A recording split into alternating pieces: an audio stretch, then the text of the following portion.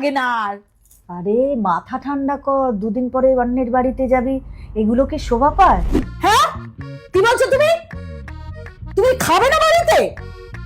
এই যে আমি এতগুলো সব রান্না বান্না করলাম, এগুলো আমি কাকে দেবো, কাকে খেতে বলবো? আগে বলতে পারলে না? যত ভাবি মাথা ঠান্ডা করে কাজ করবো, কোনো উপায় নেই আমার সেই মাথা ঠান্ডা করে কাজ করা।